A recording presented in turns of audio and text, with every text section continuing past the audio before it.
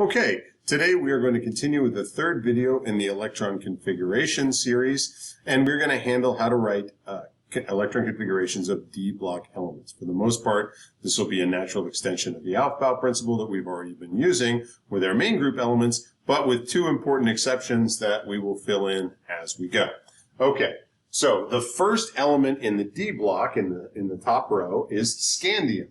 This is the fourth row of the periodic table, which means that it's going to have a core corresponding to the noble gas element from the third row, which is argon. So that's its core configuration in noble gas notation. And then we're going to start filling the next available orbital, which is the 4s orbital. In scandium, that's been filled with 2 electrons. And then we get to the 3d orbital.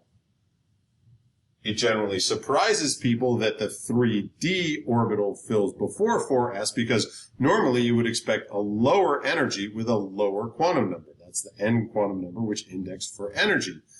As it turns out, the shapes of the d orbitals mean that the electrons spend more time further from the nucleus than an s orbital. So the 4s orbital is actually a little bit lower in energy than the 3d orbital. So this is the experimental order in which they fill, and so this is the way we have to do it. In any case, scandium is the first element in the D block, and so that means it's going to have 1 electron in its 3d shell. When we now write the orbital block diagram, we would write our single orbital for the 4s shell, subshell, and then it's going to have the 2 electrons paired in it. And now when we write the D subshell, well, we're going to need to have 5 orbitals in the D subshell. Remember that D stands for L equals 2. When L equals 2, the M sub L quantum number can take values all the way from -2 through 0 up to +2, which means there are 5 possible values, each one corresponding to a different orientation in space, a different orbital. And then each one is able to take 2 electrons, one with spin up, the ms quantum number up, and one with spin down, the ms quantum number for down, which is positive and negative 1/2 respectively. Okay, so these are our boxes for the 3d subshell, and so now we're going to put our electron in the first available shell. So we have that 1 unpaired electron. And now we're just going to Aufbau this thing. Basically, we're going to build it up. Aufbau is German for building up, if you don't remember. So if we go to titanium, which is the next one, titanium is going to be argon, 4s2, 3d2. Okay? And so that means that when we write the configuration, we are going to go to that. We have a second unpaired electron. Remember, Hund's rule of maximum multiplicity says we're going to always have the maximum number of unpaired electrons in any subshell. So if on a test or a quiz you said, oh, I'm just going to pair that guy up because I like my electrons to be paired, that's actually an excited state configuration of titanium, and it's wrong. We're always after the ground state electron configurations unless I explicitly say otherwise in the question. So the right answer here is to keep that guy unpaired so that we have 2 unpaired electrons in the 3d shell. Okay, if we go along to vanadium, I think you can see where this is going. Vanadium is element number 23. We're going to have 3 electrons in the 3d shell, and it's going to get added here. Okay, so now we're going to get to chromium. Chromium is going to be 4s2, 3d4. Wait. We've now hit our first exception, which I'm going to explain. If you find yourself writing d4 in any ground state configuration for an atom, you should learn to kind of go, wait, that should feel wrong to you, because it is wrong, and I'm going to explain why just now. If you now write what this configuration would look like, if it were 4s2, 3d4, you would have 4 unpaired electrons in the 3d subshell. Well, it turns out that the energy gain you get from taking this electron out of the 4s shell and putting it here and making this 3D subshell half filled is bigger than the penalty you have to pay for filling a 3D orbital instead of a 4s orbital. It's true that the 3D subshell is higher in energy than the 4s, but you get more energy back by having this very stable half-filled configuration of the 3D orbital. So we never find a ground state atom with a configuration that has 3d4 or 4d4 or 5d4 in it. We always get the case where we promote one electron from the valence s orbital into the valence d orbital so that we end up with 4s1 3d5. Okay? Now, when we go on and we get to the next element, which is manganese, we're back to everything being sane again. That electron goes in here. We're at 4s2, 3d5. So this is exactly what you would normally have predicted from the Aufbau principle. And what I would like you to do is pause the video and write all of the electron configurations up to carbon in your note. I'm sorry, up to copper in your notebook.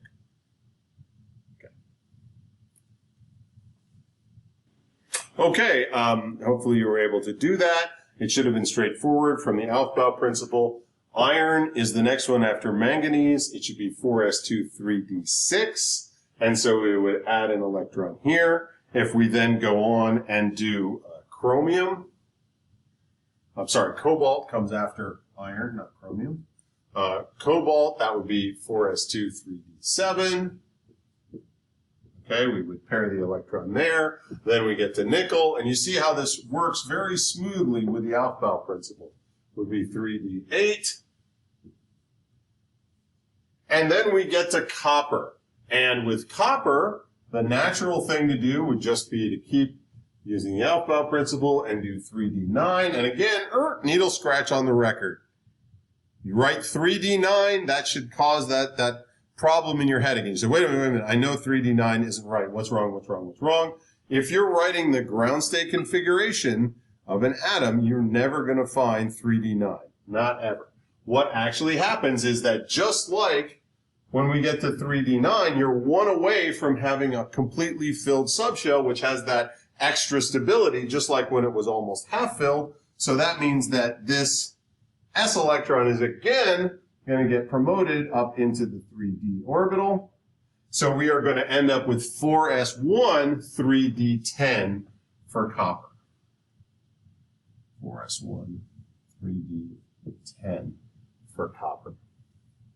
Okay.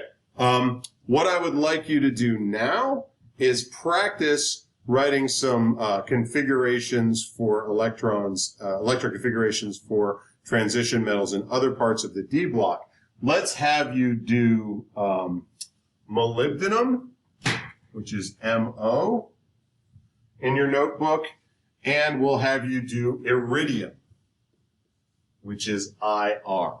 And when we come back, I will review those, and then we'll summarize the rules for the exception. So it's D4 and D9 don't happen.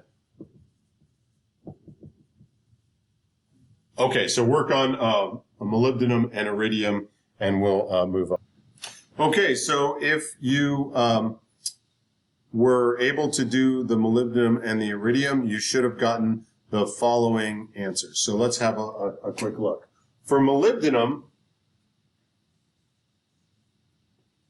molybdenum is in the fifth row of the periodic table, which means that we are going to use the nearest noble gas from row 4, which is krypton. And that also means that we're going to be filling the 5s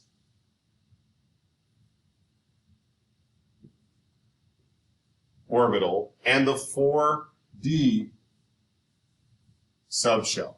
And so normally we would do 5s2, molybdenum's a 1, 2, 3, 4th. So we would write 4d4. Whoops, wait a minute. D4 and D9 don't happen. So hopefully you caught that when you were doing this on your own, and you remembered to promote one of the s electrons from the 5s shell into the d shell, so you have 5s1 4d5. That's the correct answer. And then when you draw your configuration, it should look like this, with just one electron in the 5s orbital and a half filled d shell. Okay, now let's take a look at iridium. I'm going to leave that up there. Okay. Marker has decided to bless me with some extra ink. That's great. Iridium is in the 6th row of the periodic table, which means that we're not going to have krypton, but we're going to have the noble gas from the 5th row, which is xenon, starting off as our core of the electron configuration. And we're not going to be filling the 5d, we're going to be filling the 6d.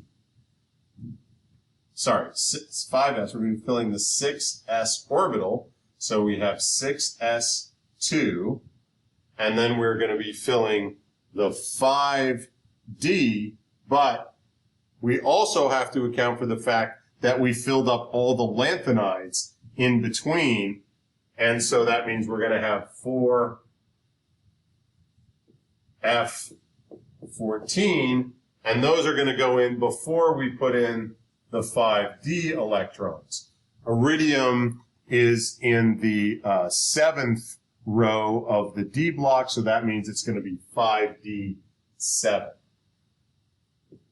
So that means we just need to modify this.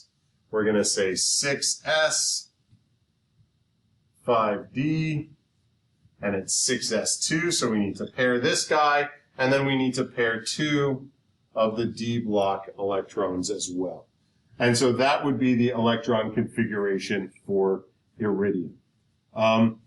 As far as the F electrons are concerned, this is the only context where you will see them, where you will need to put them into an electron configuration, is when you are past either the lanthanides or the actinides, and the entire F subshell has been filled. So you'll see either you won't have to mention them at all, or you'll mention them as 4F14. We are not going to worry about the configurations inside the F block, where the number of electrons in the F block is different from 0 or 14. Okay, so that's just, this needs to be there for completeness, but you don't need to worry about exactly how that works. Okay, so just to summarize the exceptions and to wrap up the video, D9 and D4 and D9 don't happen. D5 and D10 have extra stability. So an s electron gets promoted to the d subshell. Okay, so that's it for the D block. The rules mostly follow the Aufbau principle. The key things that you have to remember are that if you start to write down D4 and D9 for a ground state configuration, it can't happen, and you have to do the promotion to get either a half-filled or a completely filled subshell.